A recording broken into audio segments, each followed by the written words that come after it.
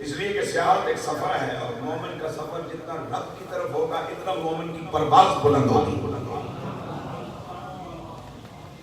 یہ کیا آپ فجر پڑھ کے نکلے، دلہے دلہائے نکلے، پاکیزہ خیالات لے کے نکلے، پاکیزہ کلیجے لے کے نکلے، پاکیزہ دامن لے کے نکلے، اور جب شام کو پڑھتے تو نجاستوں سے نہ چھڑے ہوئے آئے۔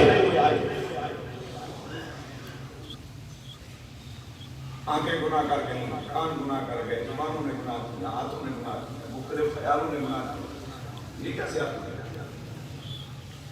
آپ حضور رحمت عالم علیہ السلام کی بارگاہ میں تیسری گزارش جو حضور کے صحابہ نے پیش کی وہ یہ تھی، یا رسول اللہ صلی اللہ علیہ وسلم، کیا اب بھی گھر بار چھوڑ کے کہیں دور کسی ویرانے میں جا کے اللہ کو حاصل کرنے کی محنت کی اجازت ہے؟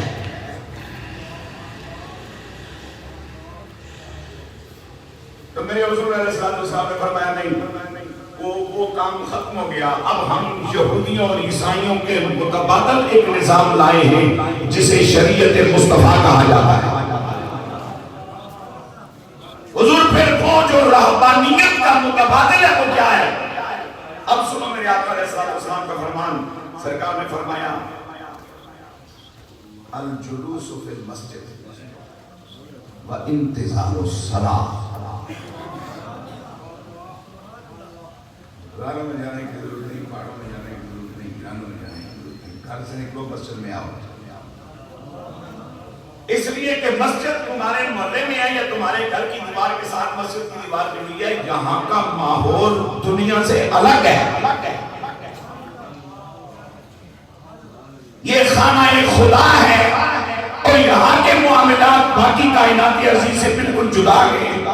آؤ مسجد میں بیٹھو، مسجد میں ٹھہرو، مسجد میں رکو اور رک کر سجدے کی انتظار کرو۔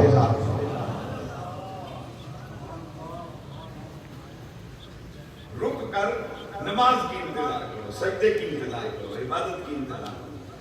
اور یہ انتظار مجھے اور آپ کو رمضان شریف کی آخری عشرے میں جس کو نصیب ہوگی اس نے یہ انتظار کرنی ہے۔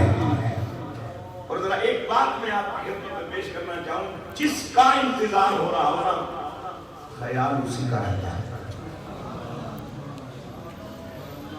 ورنہ اس خیال کو انتظار کہنا یہ انتظار کی توہین ہے۔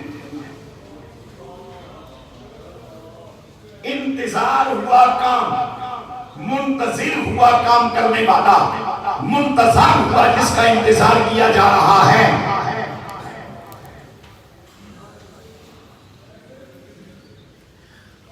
خطاب، خطیب، مخاطب، آپ میں درمیان میں گفتگو، اب اس گفتگو کے دوران اگر ایک لمحے کے لیے بھی میرے ذہن سے یہ بات نکل جائے کہ میں کسی سے بات کر رہا ہوں، تو ان لمحات میں میری بات کہیں غلط ہو سکتی ہے، کہیں ٹریک سے ہٹ کے ہو سکتی ہے، کہیں غیر مناسب ہو سکتی ہے، لیکن اگر یہ دھیان رہے کہ نہیں میں زندہ باشعور اہل ایمان سے بات کر رہا ہوں،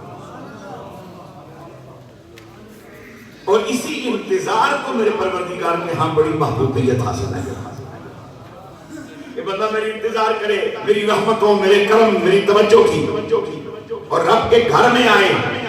اب میرے پاک نبی سرور عالم نور مجسم صلی اللہ علیہ وسلم کے ان غلاموں نے جنہوں نے اعتکاف کی مقصدیت کو اور لذت کو پایا،